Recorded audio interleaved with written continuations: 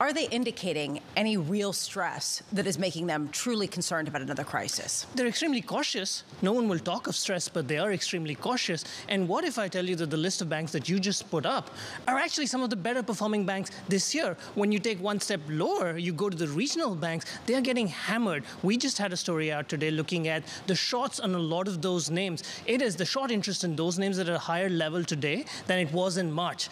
That is certainly a sign. March was a tough time for many of these banks. So I want to take you back to something you said this morning, Lisa. You talked about the phrase narrative roulette in markets. I'd argue when it comes to banks, there's been narrative hibernation. They were facing severe problems. The Fed stepped in with a solution patch. But the problems didn't necessarily go away, and it's becoming increasingly clear that with every whimper and howl in markets, the Fed is not going to come back rushing to the aid of these banks. So their problems are very real. We have a lot of analysts saying that treasury markets need to stabilize for these bank stocks to stabilize.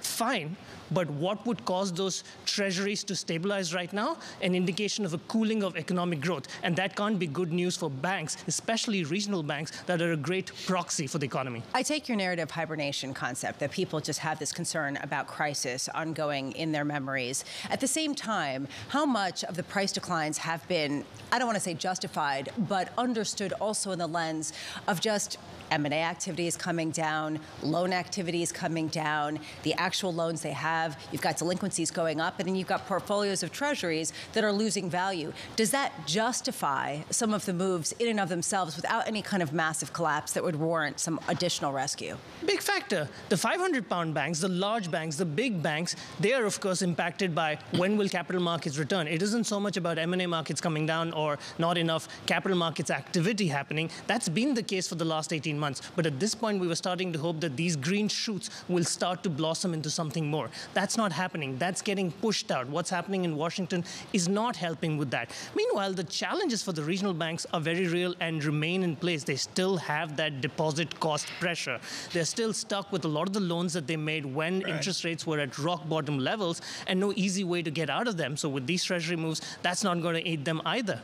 James Dimon, after he runs around Central Park, is going to go back to his house, his abode, and he's not going to dial Sridhar Natarajan to say, hey, Sri, let's do that interview you've been asking for. He's going to call Ashley Bacon, most important person on the planet, the chief risk officer at JP Morgan.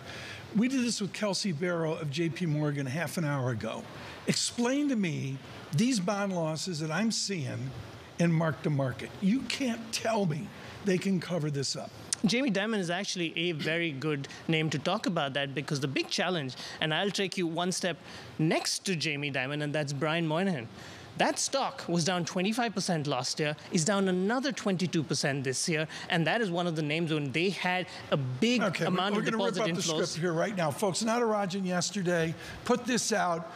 JP Morgan, 15% higher than Bank of America. Now the spread's widened out. What's the problem at Bank of America? Yeah, JP Morgan, the #1 bank in the country, is now double the size of Bank of America. Bank of America plowed a lot of its portfolio into treasuries that are yielding 2.5%. Meanwhile, when treasuries shoot out to 4%, 4.5%, 5%, possibly 6% and 7%, that's a big problem. That's not good news for Bank of America. That's not necessarily turning into any sort of realized losses, but it is certainly weighing on investors who are worried that Bank of America is not doing enough with what it has. Calendar item, October 17th. Moynihan's got to go mark to market or else. Well, and he has to explain where he's going to get the capital to then do additional lending to capture some of these higher yields. John's asked this question a lot. Have we reached the point, and with the rapidity of which yields have risen, where the yield space is actually a negative for the foreseeable future for some of these banks?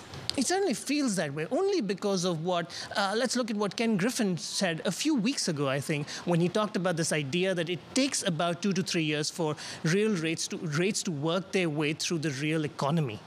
The rate hike cycle started in March 2022. We're 18 months into that.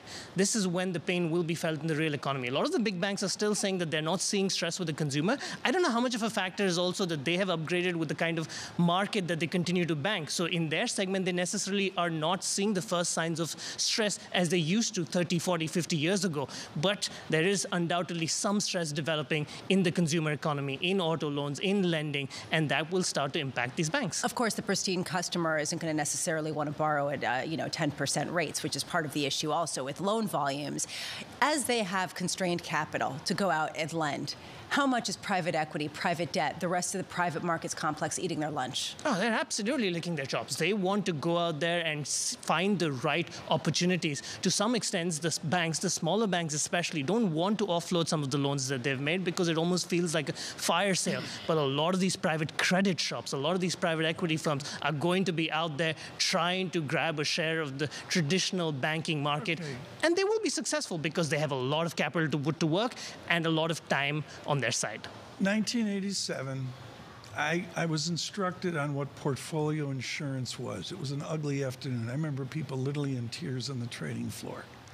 And every time we come around, there's a shadow out there that we don't see coming. I don't need Natarajan gloom, but what is the identifiable shadows right now for the Ashley Bacons of the banking world? I don't think it's so much the identifiable shadows as what's visible in absolute sunlight, which is activity is not picking up. The big ballast for the consumer banks is their investment bank. You're not seeing a lot of activity there. Everyone's talking about uncertain forward for the consumer economy, for the real economy. So you're going to go the real economy away from what Lisa and I are seeing in the carnage here? Well, all I'm saying is when you don't have one side of the firm firing on all cylinders, no real sign that the other side, the Wall Street operations, are going to do it for them, then there is really no great narrative to say these bank stocks are going to do really well in the next few months.